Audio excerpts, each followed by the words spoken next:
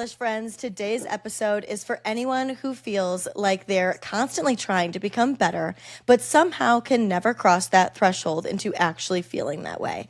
So if you relate, lucky for you, I have a bit of a reframe. What if the very act of chasing enoughness is actually a form of self-rejection? What if every time you say, I'll feel good about myself when, you're subtly telling yourself that who you are right now isn't someone worth choosing? And in a world that quite literally profits off your desire to improve your body, your habits, your mindset, your life, it can feel almost impossible to know where growth ends and self-abandonment begins. So today we're going to unpack that. I'm here with Tori Jenae, a trauma-informed coach, intuitive healer, and someone who brings together psychology, nervous system work, and spirituality to help women heal from the inside out. Tori's work is rooted in real-life transformation. After navigating deep loss, heartbreak, and rebuilding her life from the ground up, she now helps women stop repeating the past and start creating lives that actually feel aligned, safe, and fulfilling. We're going to talk about why chasing better can quietly disconnect you from yourself, the nervous system patterns that keep you feeling like you're never enough, how perfectionism is often protection, not ambition, and what it actually looks like to feel good without needing to earn it. If you've ever felt like you're trying your hardest and still not feeling like you're enough, this conversation is for you. Tori, welcome to Wellish. I'm so excited to have you here. Thank you so much for having me here. I'm excited to have this conversation because I think it's something that we all struggle with as women.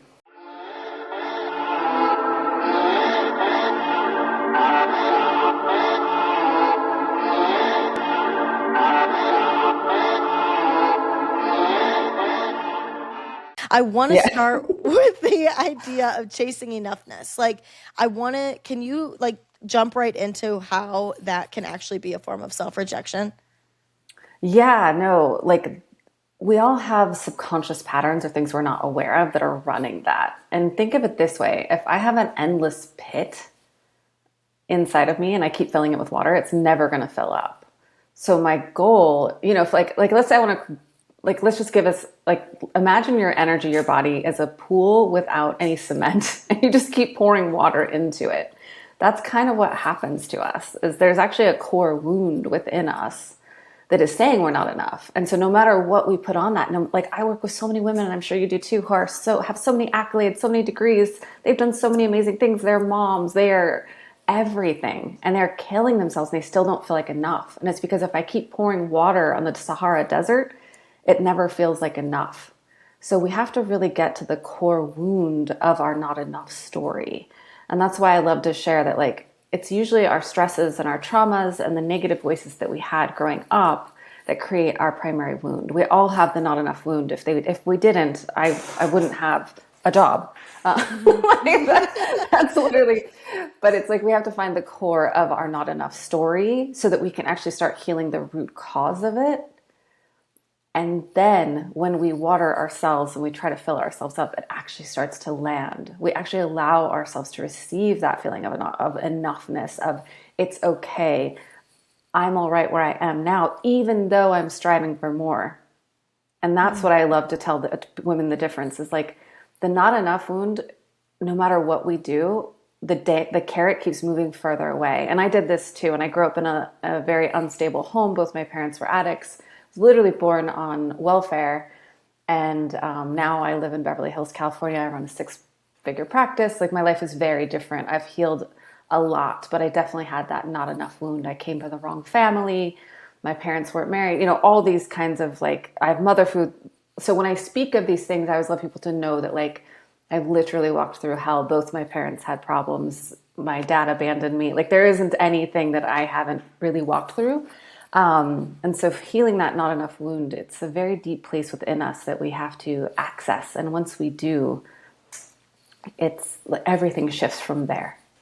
I'm so excited to hear more about how to heal it because I obviously feel like this is going to be really powerful and impactful. So why then, because obviously that's why then high functioning, self-aware women still feel like they're not enough.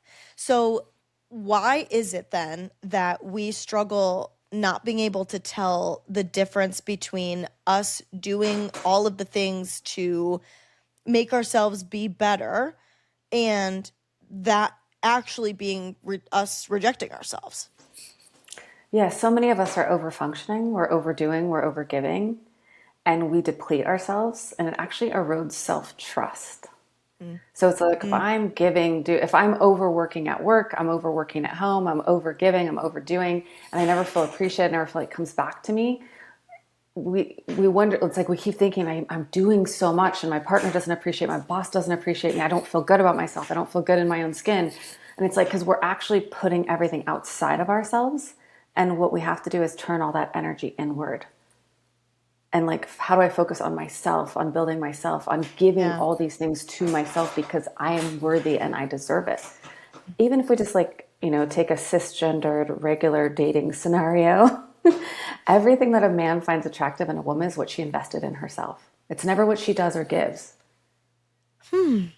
That's interesting. Think about it.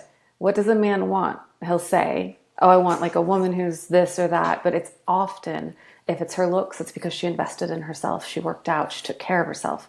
If it's her brain, it's because she invested in herself. She educated herself. She learned. She read. She became self-aware. She became emotionally intelligent.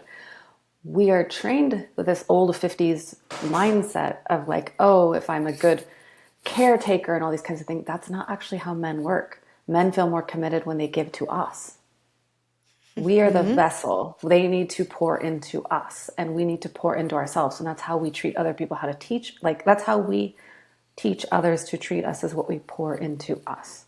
I love that. I want to dig. I am going to ask you about relationship things because Yeah, that is yeah. so interesting. I want to dig farther into that. I want to know first, though, what is the difference between healthy growth and self-abandonment?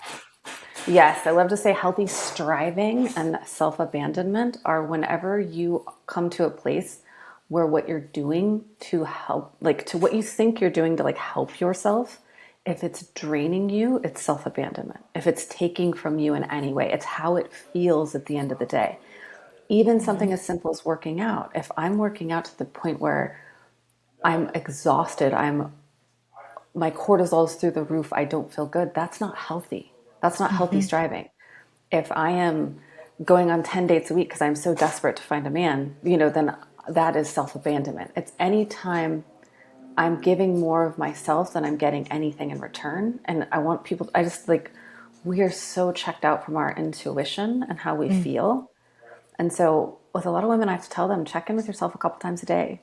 How do I feel? Am I hungry? Am I thirsty? Have I slept? Like, because a lot of times that our bandwidth is so short and we don't realize that everything we're doing to feel like productive or worthy is actually stealing our worthiness from us. It's the very thing that's, taking from us. Like I said, we pour into everyone else and we don't pour into ourselves. But even when we have to pour into ourselves, we have to be mindful of why we do that. Like I live in Los Angeles, I live in Beverly Hills, like, there are people who care about their beauty and take good care of themselves. I'm almost 48 years old. I take great care of myself. But I see women all the time who are spending so much money trying to like chase youth and look a certain way because that's what society has come from. That's coming from my not enough wound of like, oh, I'm not young enough. I'm not good enough. I need to look like a 20-year-old or my husband's going to leave me. These weird things, right?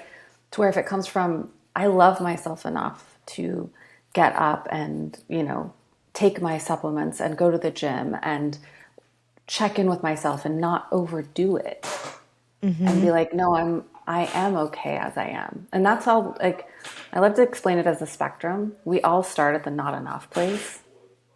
And then we have to get to like a midline where I'm okay where I'm at. Like I'm truly in acceptance of like, okay, this is where I'm at.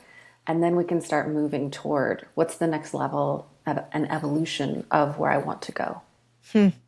I love that. I love the idea of starting at the not enoughness because it automatically takes the not enoughness away from feeling like something is wrong with you, that you've gotten to this point, like that you've made choices and gotten somewhere that now this is where I am and I have to climb out of it. And instead it's just like I'm at starting point A and I have to get to the neutrality place and then I can become the version I want to be. Yeah, it's like, what we resist persists, and what we don't accept about ourselves psychologically. I've got 3 degrees in psych, so I can say this with a lot of, I'm 26 years of studying psychology behind me now. Like, gosh, when we don't accept where we are, it is so hard, because it's like as a kid when you get onto a beach ball or something in the water and you're trying to keep it under you. That's how it feels energetically. That's how it feels in our body. Like I'm always trying to stay on top of this thing that I can't seem to contain. Which I think is exactly how someone that is trying to improve themselves could know that they're doing it from that wound compared to a place of genuinity. Yeah, because it feels different. Like Mhm. when you are doing it from a not enough place, it never feels like enough. Mhm. And when you are doing it from a good place, again, just a calm place, it doesn't even have to be like I'm good enough. It has to be like it's like sometimes we do things for ourselves when we feel guilty. And that's one of your signs that you're coming from the wrong place, or not the wrong place, but like not your most aligned place, let's say. But if like I know, okay, I've got to eat and I've got to go to the gym and I've got to take my supplements and I do all that and it just feels good and it just feels part of my day and it feels easy, that's when I know I'm coming into alignment with the type of self-care that's right for me. Yeah, absolutely. I want to put those 3 degrees to use. I have questions Yeah, about for sure. psychology and the nervous system. I'm wondering from a nervous system perspective, what is actually happening when someone feels this way? Like when someone feels like they're not never enough. Yes. So for people who don't have a background in the nervous system, the autonomic nervous system runs everything. It's connected to the subconscious mind, which is subconscious mind is the part of the mind that makes your heartbeat, your brain work, all these things that we do when we're not thinking. And the best way to give you an example of that is a time when you've driven somewhere in your car that you go often, and all of a sudden you got there and you don't know how you got there. That's your subconscious mind. It just took over. Hmm. So that part of you, when activated, when we have these parts of us, which all of us do, that say we're not enough, that actually puts us into a nervous system response, which is the 4 types are fight, flight, freeze, and fawn. And a lot of people don't understand fawn, but fawn is people pleasing. Hmm. And so that means that if someone is feeling not enough, like I'll give you examples from my own life to make it very easy. Like growing up, I went to 7 different schools, K through 6. So we were constantly moving and getting kicked out of places. And I kind of had this wound that I wasn't smart enough. So that's how it would show up at times. Like even like early in my 20s when I was working in corporate, I'd be like, oh my God, I'm not smart enough. And that would put me into such a fight. For me, my response, this is one thing we have to Mm. learn. What's your response? So I want everybody to just pause this now and think, do I run away and avoid, which is flight? Do I fight, which is where I try harder, I push harder, I snap back? Do I freeze, which just means like, so that would mean like if I'm in a meeting and I feel like I'm not smart enough and I'm just going to stop, I'm not going to say Or anything. shutting down and giving Yeah, up. or completely shut down, walk away, which is freeze and flight, or fawn, which is people please, which is, okay, well, I don't feel like my ideas are good and I don't feel smart enough. So I'm just going to say what I think other people want to hear instead of what I authentically think. And so it puts us in a state of chronic dysregulation, meaning my nervous system feels off. And that doesn't help our brain. And why does that Sure. not help our brain? Because if I'm in this cortisol stress state, because I'm basically running low grade stress all the time, now my responses are shit. Because just like if you get in a quarrel with someone or you have a little like fight or if Yeah. someone upsets you, the frontal lobes go offline and now I'm in this part of my brain. When I'm in that fight or flight freeze mode all the time or people pleasing, I'm always out of my higher self. And that's why later when you're calm, you think of the perfect thing you should have said and you get so annoyed because you're like 4 to 6 hours later, like, oh, I wish I would have said this, this, this, and this. And you're like, so that is what's happening is we are in a low grade of stress all the time. It's sending a nerve, like just the feeling, the thought is sending a low grade system signal saying, I'm not enough. I'm not enough. I don't know what I'm doing. That starts to get into our head. That also gets into our physiology. And we see this in cortisol saliva tests. We see this in Wow. heart rate monitors, all these Wow. kinds of things. If we have that, our skin is dehydrated, we gain belly fat. Wow. And people around us too, a lot of people don't know this, but our cortisol is actually in our sweat. So other people pick up that we are stressed. I'll give Weird. you That's interesting. I'll give you a crazy study of how connected we are. Science has been proving this. They did a study where they had a bunch of people on treadmills collecting their sweat. I know this is disgusting, but they took the t-shirts of all the people running. So they had them sweat, sweat, sweat. And they collected the samples of the scent of that. And then they had just as many people go and skydive, and they collected their sweat. Every person who smelled the sweat, who now they took a whole separate group of people and had them smell the sweat while in a functional MRI machine. The people who smelled the sweat of those who had skydived all felt an immediate fear response and did not know why. What? Yes. That's my friend, insane. I don't know if you know. Thing. Yeah. So my friend, Dr. Tara Swart, she's like amazing. She's an MIT trained neuroscientist. She's been on Lewis Howes, like you name it. She's, Jay Shetty, like she's been on every single podcast. She's got a couple books out, but she's a good friend of mine. And she talks a lot about like this cortisol thing of like how almost contagious it is, and other people feel it on us. And so I always want women to know that, not a negative thing, but just like, why it's so important for us to manage it, because our families feel it, our colleagues feel it, like, and they don't know why they feel it, but then we feel like they're responding to us in a way that we don't want them to. Interesting. And it's a vicious cycle. It is, because I always feel like if I'm in this state, trust me, I lived on cortisol. Like it saves your life. Cortisol is not a bad thing. It's when it's chronic, consistent, over long term. It actually it creates inflammation, it creates disease, it creates all kinds of issues.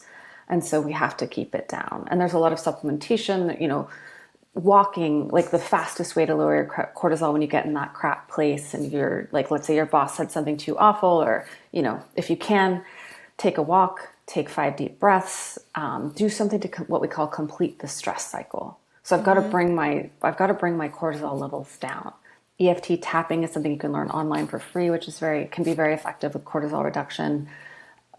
Supplements, like anything with not high load ashwagandha, it depends on your physiology, but there's a few that are good. Anything that supports the adrenals, like there's a brand called Gaia, Gaia. They have adrenal support. You can take one of those a day, but that helps buffer cortisol.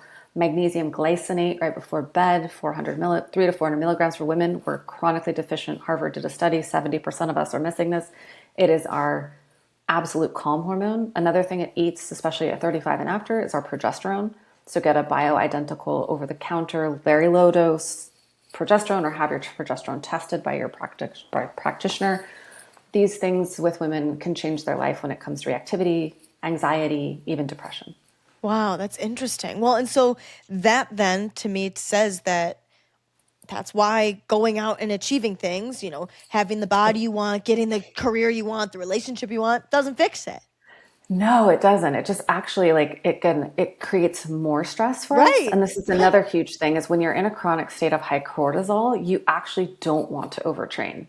If you're in let's say you're a lawyer and you work a ton, you need yoga, you need Pilates, you need walking, you need strength training, because HIIT training or high intensity aerobics will create more cortisol and you'll actually get worse.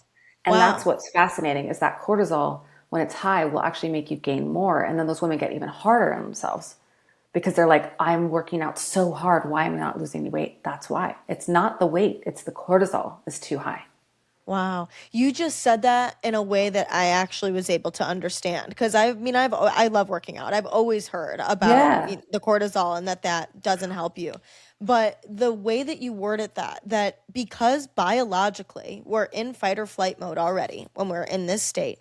So you can't think right because your frontal lobe is offline. So you're already not going to operate in the way that your higher self would operate, the way that you would choose to operate. And then when your offline brain is like, I got to fix it. I'm going to do the most intense workout so that I lose the weight, or I'm going to go on 100 dates so I can find the one. You're continuing to add that cortisol and therefore not helping yourself. It's, again, a vicious cycle. Wow, that's really interesting. Because remember, the weight biologically equals safety. And your body, its primary goal is always to survive, not thrive, survive. Mm-hmm. So it will prioritize making cortisol over any other hormone. It will prioritize cortisol over your estrogen, your progesterone, your testosterone. And I so believe when that. we send this low grade message to ourselves of saying, I'm not enough, as a form of, I'm not safe, I'm not okay, things are not okay, the body, that's all it hears. I grew up in Seattle, and so there was a study done at the University of Washington on people who had unknown cause back pain, so unknown etiology. Three groups of people had back pain.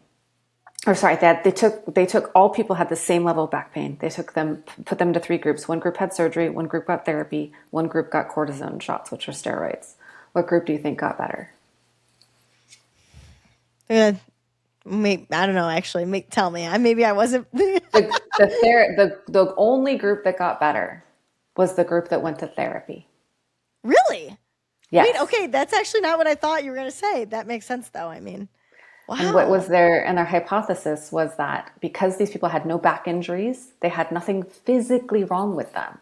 The anti-inflammatories, which are the Oh, steroids, it did not does. help. Right. Right, Back right, surgery right. did not help, but the therapy helped because it changed the mind, which stopped sending the signal to the back and the nervous system that something is wrong, therefore we should be in pain. Of course. Of course. Oh my God. Wow. That's so interesting. Well, and then like that just makes me think of the idea that we confuse perfectionism then with ambition. Like it's kind of that same idea that we And think that, from go ahead. Yeah, you're 100% right. No, it's like we think perfectionism is like an ideal to achieve. But in my experience, I actually see perfectionism as the number one indicator of trauma. Wow. Tell me more And about that. I want to redefine trauma for everybody because everyone's like, but I wasn't abused. I wasn't, all these things. Like we think of Yes. traumas, these very large capital T traumas. And I've been through all of them. So I agree. There are very But big also traumas. like the comparing of traumas, like that if you didn't go through capital T traumas, that all of your petty little bullying experiences in high school or whatever it is that you went through don't count. 1,000%. And they do. And I am someone who grew up with drug addicted parents. Like both my parents are dead. Like I've been through hell, and I have seen personally and worked with women who have had far less trauma than me who are much worse off. So I don't like, I always share that with my clients. Like, look, babe, like I had all the capital T traumas, like abuse, neglect, true trauma. There's a study that is called the ACEs, which is adverse childhood experiences. And basically if you have four or more, you're pretty traumatized. I'm a 9 of 10 on that. Wow. So, but like I said, I've worked with very amazing women who didn't even think they were traumatized, but they had like a highly critical parent who, like a mom who always talked about their weight. And they ended up with anorexia and anxiety and all these things. And they don't think that that's the trauma. I had an amazing client who, like, she's got the coolest job on the planet. She like does like luxury travel as like a consultant. Cool. Love that. Yeah, but like she had a tennis coach who was so hard on her because she went like pro in college, or like she was like high level tennis. But the way he like broke her psychology down all those years, she never could see, and it was showing up in all of her love relationships, like this voice in her head of like her never being good enough, her never working hard enough, her never giving enough, and it was his voice. Wow. And so we think, and like just like you said, like the bullying, parents getting divorced is a huge trauma that we don't see. The things that were unsaid to us are sometimes the most traumatic, or the ways in which I have clients who, they would get a 98% and their parent would say, "Where's the other 2%?" Those are all just little micro traumas that create Yeah. that not enough wound, which is an unprocessed trauma because I don't even know it exists.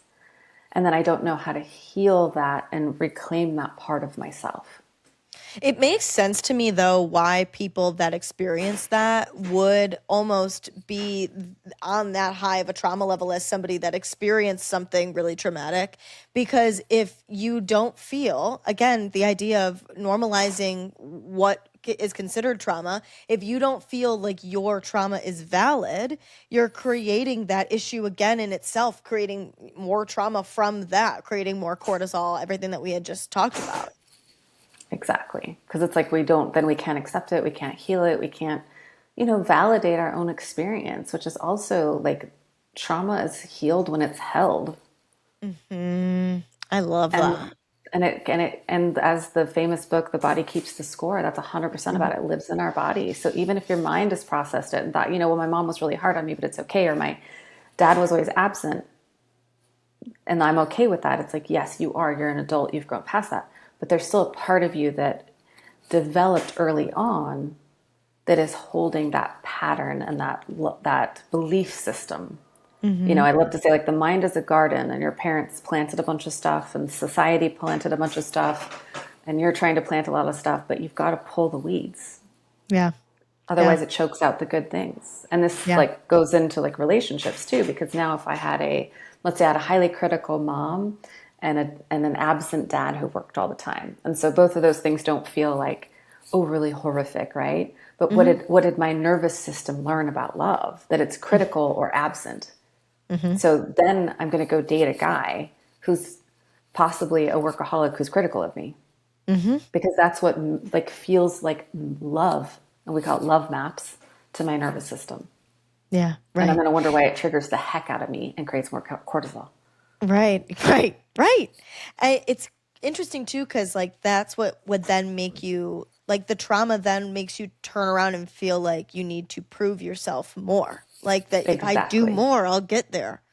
Yes. And I did that too, trust me. And it was funny. I want to say I was like, maybe 29-ish. And I remember I had like the car, the husband, the house, the job.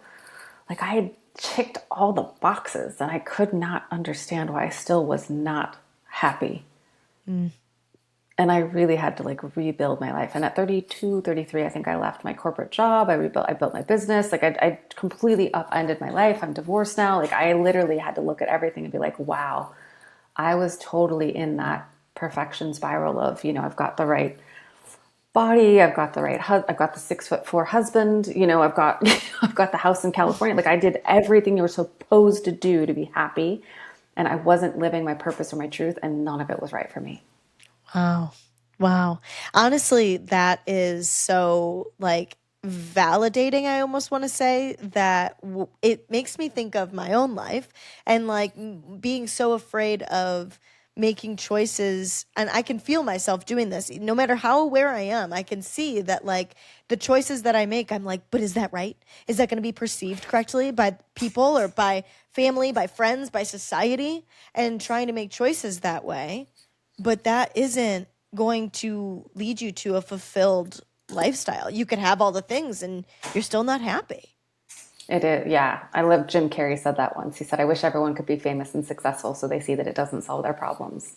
I love that. And it's so true, because like if you would have told me at 20 or 25, like, oh, you're going to get all these things and you're not going to be happy, I would have been like, yeah, right. Like, I've been poor. You know what I mean? Like when I used to think like when I make 6 figures, I'm going to be this way. When I do that, when I own a home, when I had a Lexus car, like all the things. And it was like, I got it all. And I was like, fuck, I'm still not happy. Like, what's wrong with me? Like, what else can I do? That was my first thought. And I started to like prepare to go to law school, because I was like, wait, I don't have enough degrees. Yes. Tori, tell me why I was literally in the car with my friend the other day asking her about going to law school, because she's like, don't do it. No, do it if it's truly your purpose. No, but it's like we have to strip away everything that we think we should be. And it's normal and it's human to worry about how we'll be perceived. That's okay. That's biologically wired in us. I always want to like tell women, because like I think people feel like if we're confident, we'll never care what people think of us, and that's not true. Right. Like it's actually like, if think about it, it's that like a couple hundred years ago, if we were exiled from the group, we died. So it's literally in us to care about what the group thinks.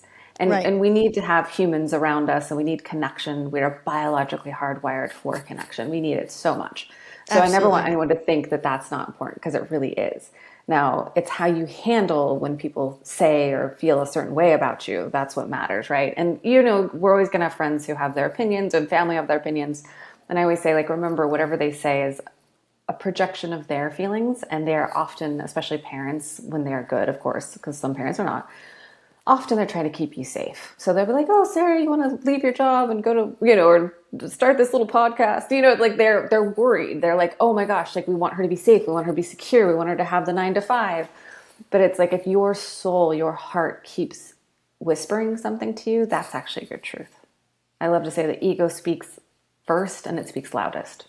I The love that. truth, the soul whispers. Yes. Yes. My sister said something like that to me one time. Ego is loud, intuition is quiet. Same exact thing. Yeah, it's like, and in all spirituality, this is kind of like from studying the Vedas to Buddhism to Kabbalah, Love like they that. all kind of have this different way of saying the same thing. So I kind of look for Hmm. those, like, what's the golden thread in the ancient wisdom that we can take and apply it to modern life? That's beautiful. I And love that. my dad is also from Mexico, but he's like Native American. So like in my DNA, I'm like, I don't know, 30% Native American. I show up on that, like on my tests. So I did a lot of work with Native Americans here, and they have like a beautiful story about this kind of like where to do the work. And so it goes at the beginning of time, the great creator brought all the animals to the Great Lake to talk about the humans. And they said, we have something very special. It's the truth of life, and we want to hide it from the humans. And so we need your help to figure out, where do we hide it? And every animal came forward and gave their idea. So the grizzly bear said, I'll hide it in the deepest caves. And the whale said, I'll swim it to the deepest parts of the ocean, and I'll hide it. And the owl said, I'll put it in the highest tree. And the great creator said, believe it or not, they will go to those places looking for it. They will scour the ends of the earth looking for the answer to this. They will go everywhere. And finally, the mole stepped forward, who's blind, and she said, hide it in their heart where they'll never think to look. I And so love that that. is kind of the energy I want everyone to take in, of like, we will scour the earth looking for our enoughness. We will go on trips. We will go to school. We will date every kind of person. We'll get surgery, but we never look within ourselves to say, wait, who am I and what will really make me happy? That's beautiful. I love that. That gave me chills. That was a good one. I Good. love I'm glad you that. liked it. I want to shift into relationships like we had talked about. So I Yeah. want to know, just kind of start at the bare bones. Where and how does I'm not enough show up in relationships? Do you feel like you see in your clients, and for the most part? I think in all of us, just as humans, our not enough shows up in who we choose as a partner. So you're saying like just across the board, not even like once you're in the relationship, that's how it shows up for us. It just starts that way. And then how they treat us ends up in our not enough story, right? Interesting. And now Mm-hmm. I want to shift this hugely for people. That is the purpose of relationships.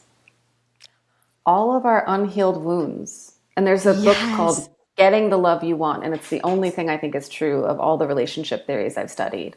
It's basically like called imago theory. And what is that? It basically means that we get partners. We actually are physically attracted to them because of our wounds, because that Mm-hmm. person represents the unhealed parts of us. They come in and they trigger that. The best and most beautiful relationships help us heal that, because we are traumatized in relationship and we are healed in relationship. Mm. So we literally find the person on the planet who will ultimately help us be better, but that doesn't always show up in a cute way. Mm-hmm. You know, it Mm-hmm. shows up in the conflict, in the confrontation, and the having to work through things, and having to look at ourselves. Your relationship is the greatest mirror of your wounds. Your Yeah. triggers are your teachers, and they're trying to help you resolve those childhood wounds and those not enough things about yourself. So if you feel like your partner is critical of you, okay, how am I critical of myself? Where did that come from? How do I remember? Do I remember feeling like that when I was growing up? Mm. If my partner feels that absent or they never give me enough, look at yourself. Where am I not giving that to myself? Where am I not asking for my needs to be met? Do I even know what my needs are in a relationship? I do like a Mm. couples, I do like a needs assessment with people because they don't know, Yeah, that's real. you know, And when it comes to we just think physical and we mental, know. emotional. Yeah. And we, as, and women have a little bit more of a tendency, like, you know, typically of thinking people should just know, or men should ask. They don't know. They're wired Yeah. differently. Like each person's coming in with their own wounds, their own blindness, their own level of emotional intelligence. And we often attract a person who is going to trigger our deepest wounds. And the ones who stay and work through that with us. Now, this does not include toxic relationships. I want to be very clear. So lying, manipulation, cheating, narcissism, which not everyone's a narcissist. Less than 10% of the population is actually a dialectical, like behavioral, diagnosable narcissist. Instagram loves to say everyone's a narcissist. Now, I think the problem is we have narcissistic tendencies, especially in dating today, because of what they call the paradox of choice and feeling like people are disposable. People are not disposable. And this is a huge issue I see in the dating world, especially with men, right? It's like they feel like there's so many women out there. And so women, like, especially like, I will give you a funny example. I got with my ex-husband in 2002. We got divorced. I filed for just 2023. We separated in 2022. So I didn't date for 20 years. So I went from like the 2000s version of dating before apps had ever come out all of a sudden to like dating in today's world. Let me tell you, girl, your self-esteem, your boundaries, your standards have to be so high and so clear. It is insane. So I feel for women dating today. I do. I do not say any of this with, like, I met so many men who are emotionally immature, unclear. I mean, I felt like I was the therapist more than a freaking date. 99% of the time, I was like, you're a mess and you're 50. Yeah. Yep. I always am saying how I'm like, men are screwed because women are evolving and men aren't. We are. I mean, it's even like in Kabbalah, they talk about this. Like, this is a spiritual Really? study of like, yeah. So it's like a sect of kind of Judaism, but it's fascinating. But they actually talk about how women are divine inherently. We're the vessel. And so men actually have to do more work spiritually on themselves. But we're more intuitive. We're more connected. We're better at socialization. We're just wired differently. And I think, unfortunately, what it means to be a man is shifting, and people are having a hard time connecting and keeping up with that, because I think men feel like masculinity, old masculinity, I like to say, like, pushes down. True masculine, like, it's like I'm a provider and a protector and all this. It's like, no, provide and protect is this. That means you hold, you create space, you keep safe, you keep the women safe in your life, you provide mentally, emotionally, and physically, not just financially. That's not what it means to be a man. We can provide for ourselves financially now. Yes. Yes. So what we need from men has changed, and they are having a hard time keeping up. Yeah. I love that.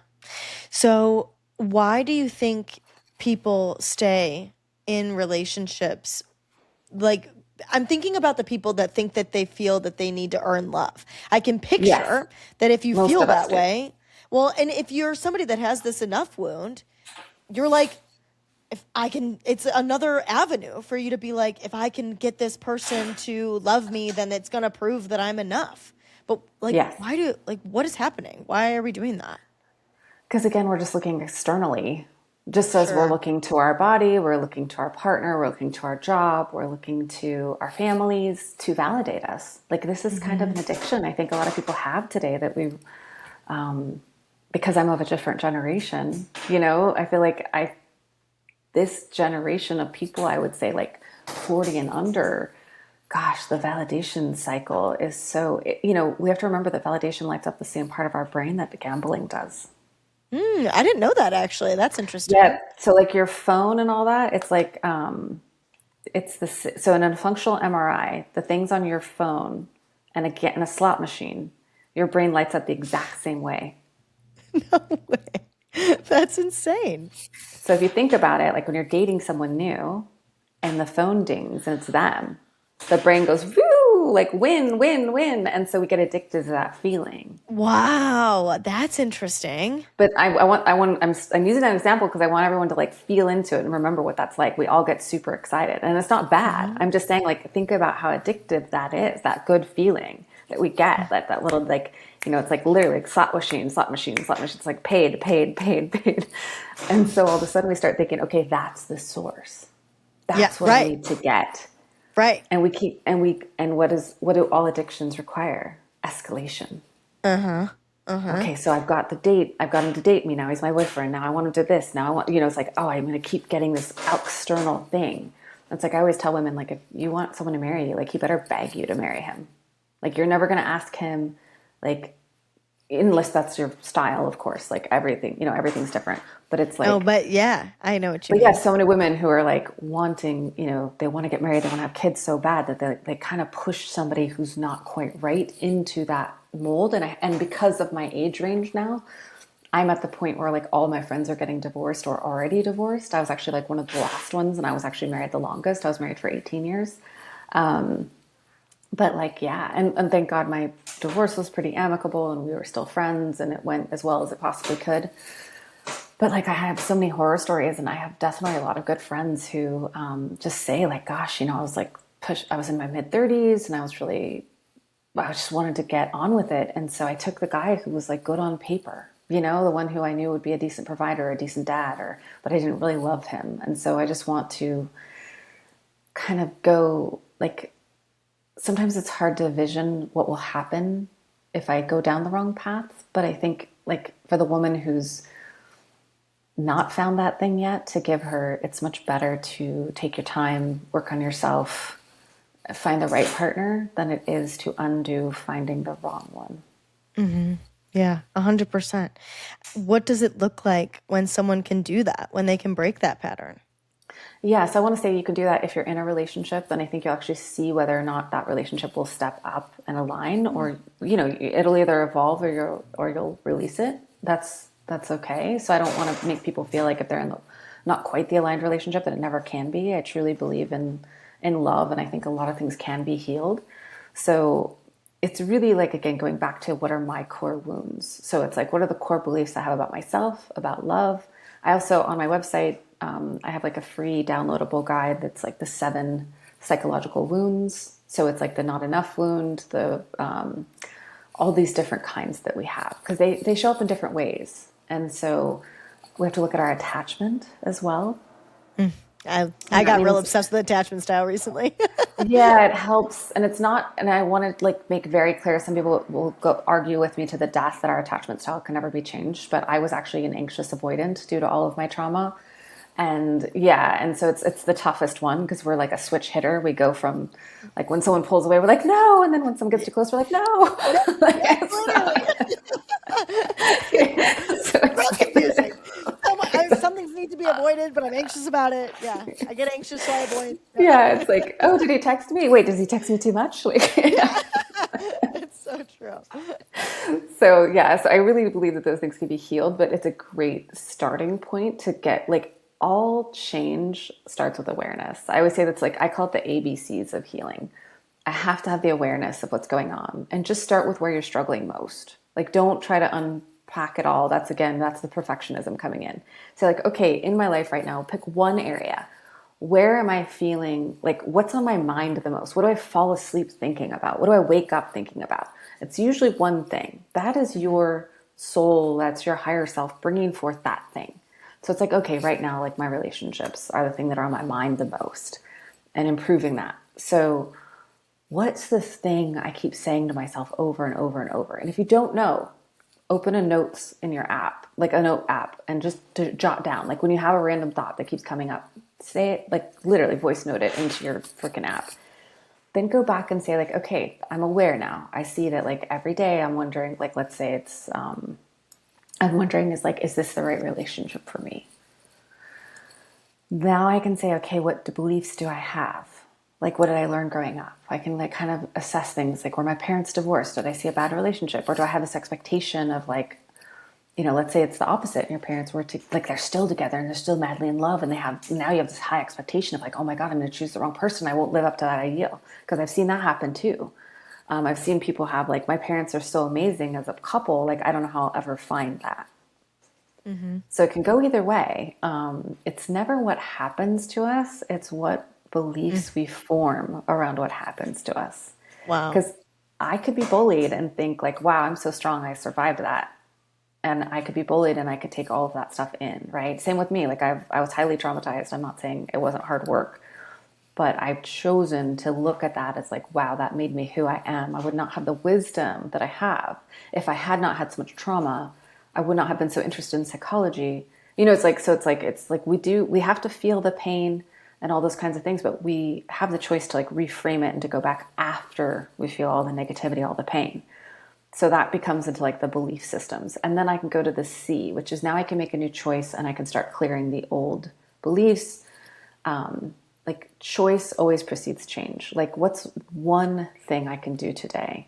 Like always make it so simple for yourself that you can't fail. And that's also how we build self-trust. Big time.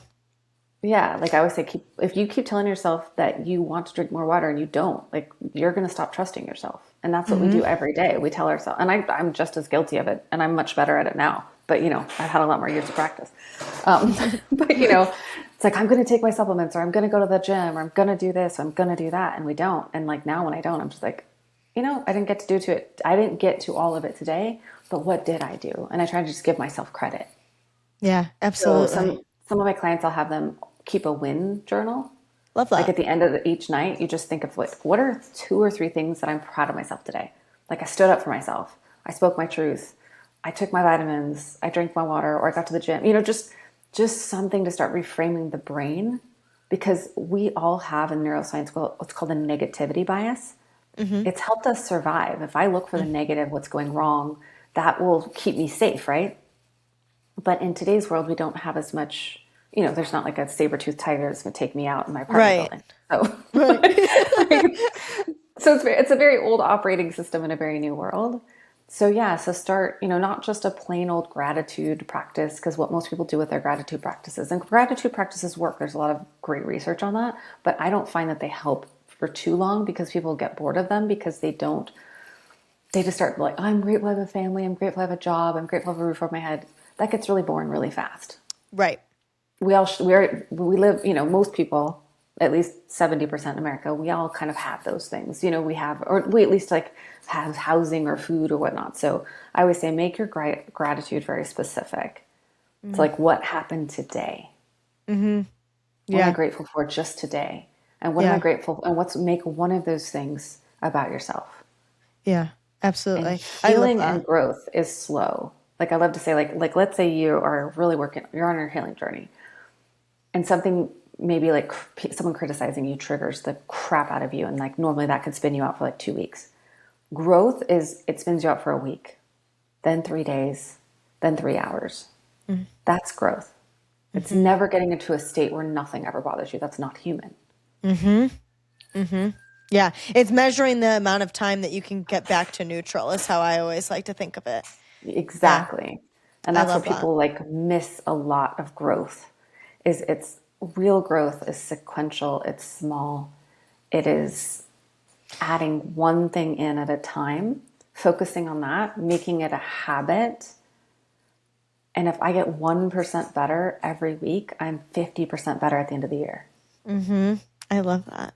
I like what you're saying too, because it makes me feel that it just allows for so much humanity. Like it allows for you to screw up and that you can still move towards what it is that you want to accomplish. Like nobody's saying that you have to accept where you're at now and be good with that. And you should always be like pointed towards growth and learning. But Totally. Yeah, that, that's the purpose of life, is to grow and evolve. but But just it's that you, how we do that. yes, right. Yeah, if I'm Exactly. whipping myself like Seabiscuit the whole way, like I'm not going to do well. Right. And you're never If actually going to get to what you want to no, have. and Yeah. I get it. I suffered, like I said, I totally suffered from destination addiction. It was like, okay, when I make 6 figures, when I buy the house, when I go on the trip, blah, blah, it was always something outside myself. And what I've Yeah. really learned at this stage in my life is like nothing outside of me is going to truly make me happy. Yeah, absolutely. It's going to Wayne help. Dyer, he talks about that if you if I drop my keys outside and I go and I look for my keys, but I'm looking in my house, like, or here, like dropped them by the light, he says something, he's got some Yeah, analogy. yeah. No, I love Wayne. I saw him lots back in the day. Yeah, yeah, he's great. Yeah, But he's yeah. great. Like just that you like where did I drop them? I think he's outside looking for them. Someone helps like has asked him to help. Where did you leave them? And he says like in the living room or something like that. Like something like you're looking outside of you, but it's supposed to be inside. However he says it is great. But Yeah, and the more I cultivate enoughness inside of myself, calmness, happiness, whatever it is that I want to work on personally, the more I will align and attract that outside of me as well. Because we attract what we are, not what we want always.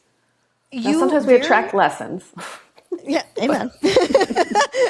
You very much talk about, and I know you say this, but like I find it so fascinating how you connect psychology and nervous system and the spirituality. I don't think I would like I just think it's so like can you explain to me how those like what's the core way that those things connect?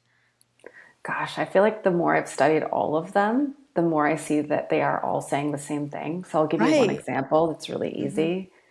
For example, the ego. That's what we call it. That's the negative voice in our head, right? That's the part of us that says, "Oh, you're not enough, you're not doing enough, you're not good enough."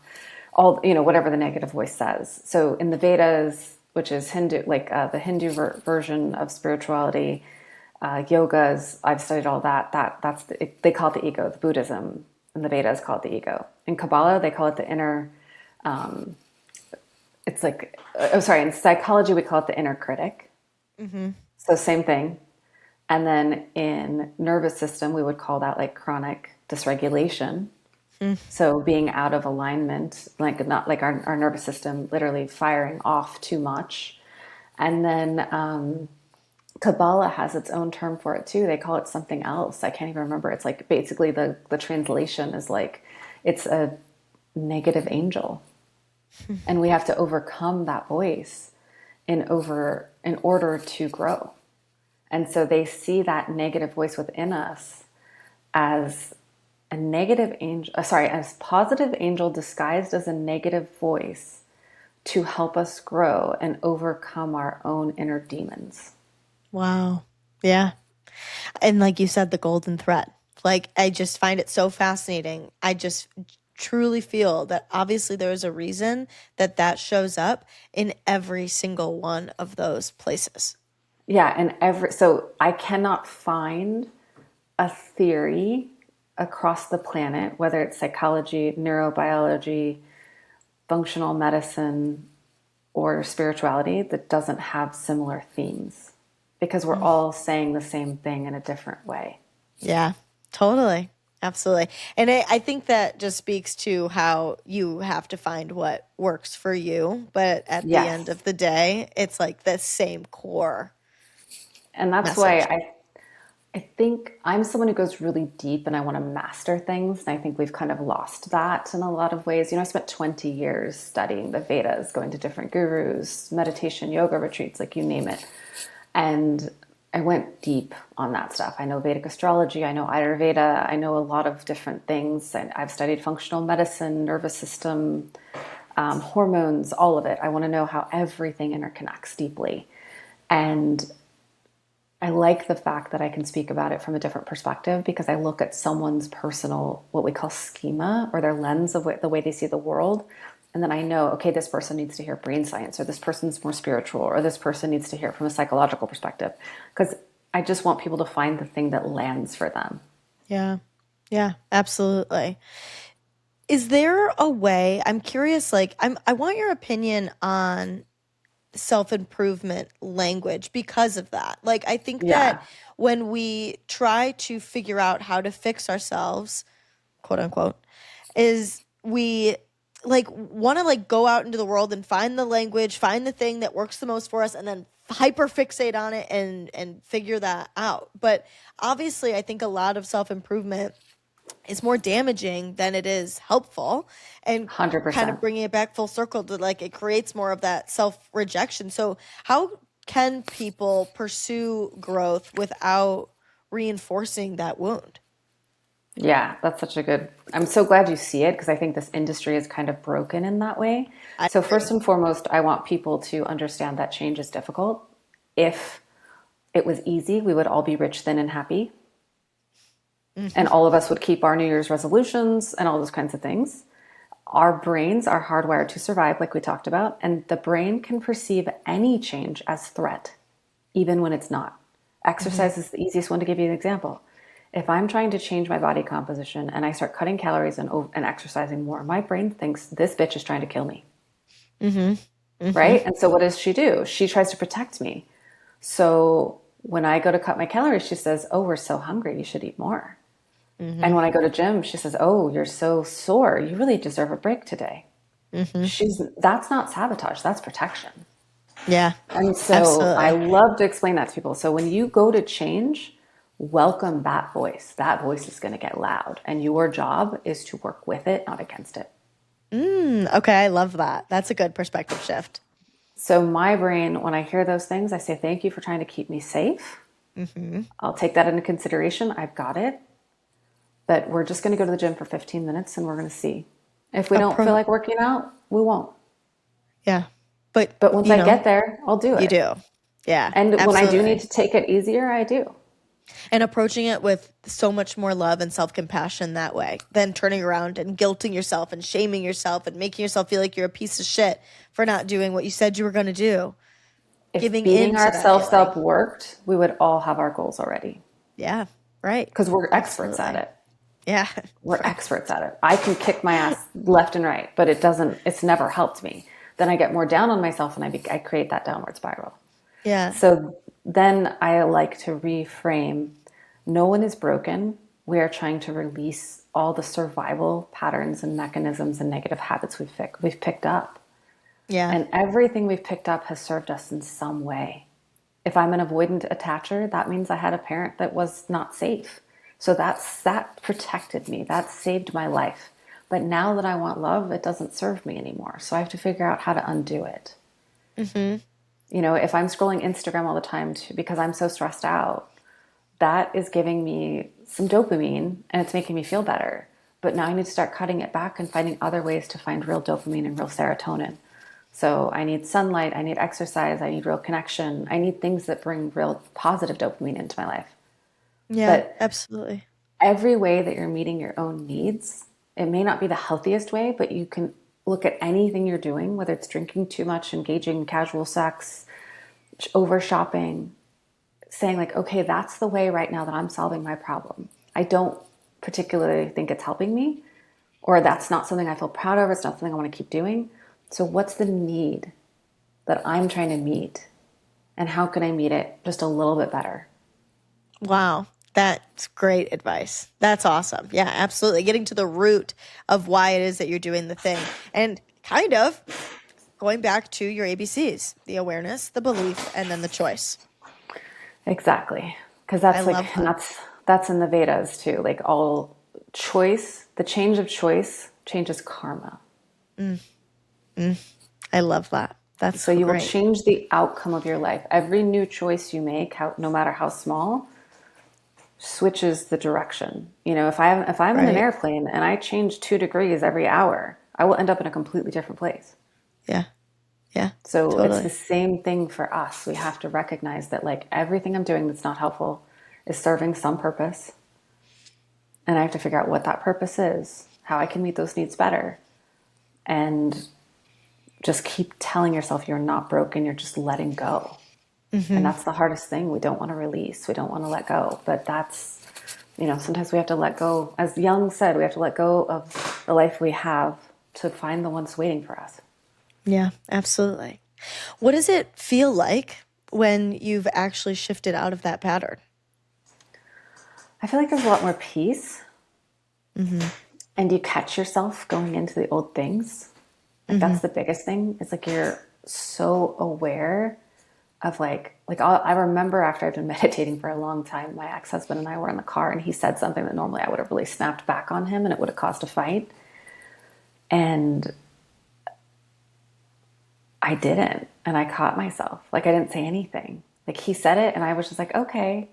And then the next day I thought about it and I thought, okay, like what? Because he said I was like a friend of ours who was like really awful to her husband. Like she used to always yell at him and tell him how stupid he was. And I said something to him. He said I was acting like her. And I was like, Wow.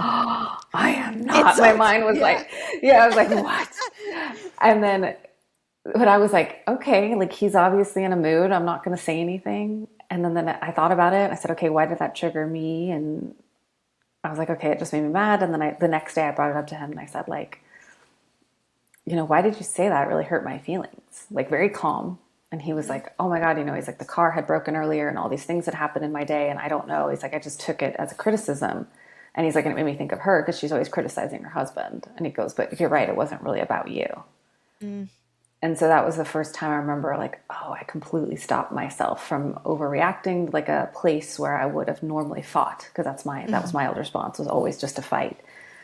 And so, it's no one's perfect. We're always evolving. We're always learning. Life has kicked my ass in ways that I don't even know if it's humanly possible to have one person have so much shit happen to them. Like, honestly, sometimes I think that I'm like, oh, I'm here for whatever reason. But the thing it does give me is I get to practice what I preach a lot.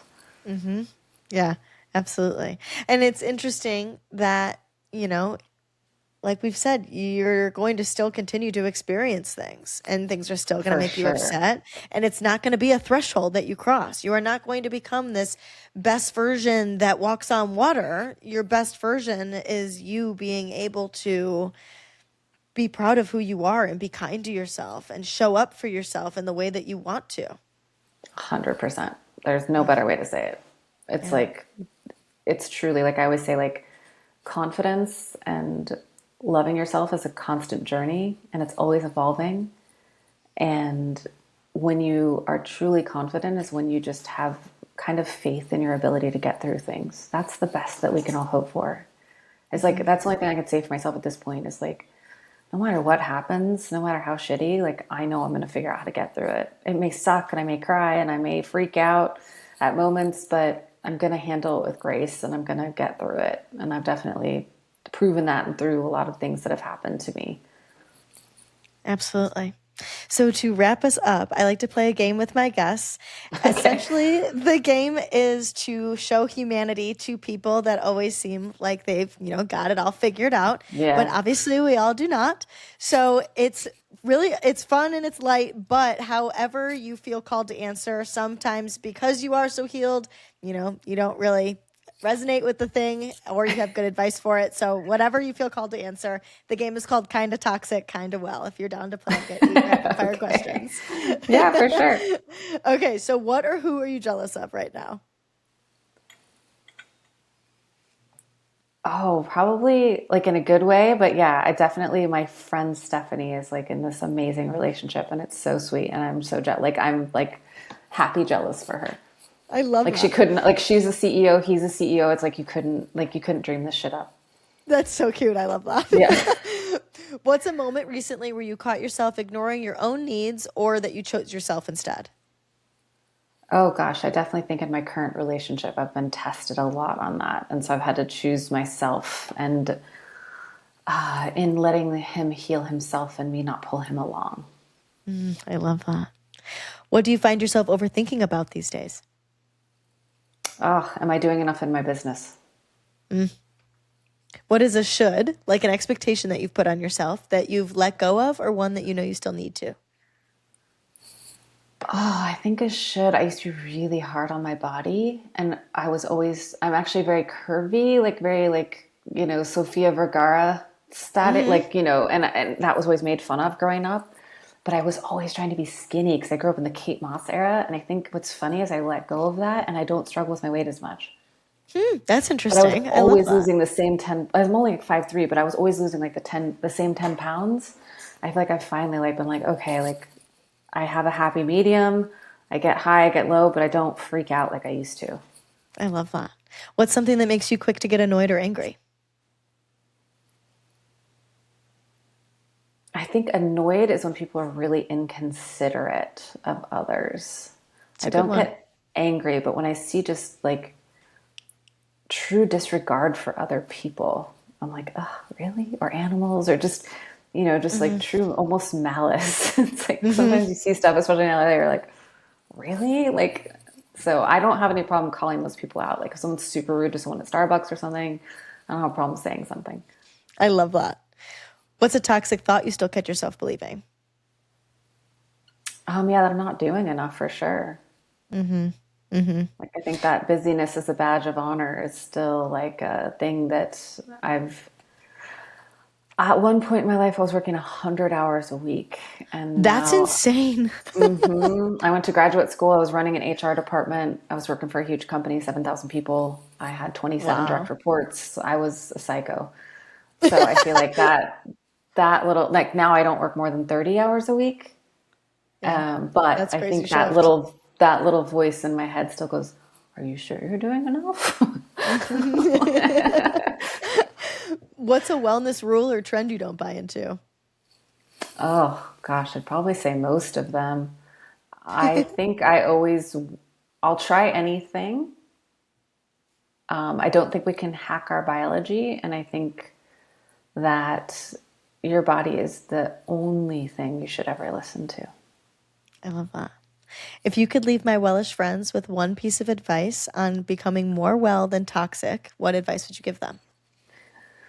That no matter what has happened to you, you can heal it and you can move forward and you can create. You're basically a powerful creator of your own life. And the moment you realize that and start responding instead of reacting, everything's going to change for you. Absolutely. Where can people find you? At torijenae.com, so ToriJenae.com, and then tori.jenae on Instagram. Amazing. I'm going to link them down below so I'll have access to them there as well. But thank Thank you, you. Tori, so much for being here. This was such an incredible conversation. So many like perspective shifts and reframing thoughts on concepts that I think like are so, we talk about so often, but the way that you normalize and again, like shift that perspective on it really was impactful. So I really appreciate it. Yeah, I love this because I do think that our system right now of wellness is really built on the toxicity of making you feel like not enough because it's profitable. Because then you need the next course, the next supplement, the next injection. And so I love that you're out here dispelling that. Exactly. Thank you. I appreciate it.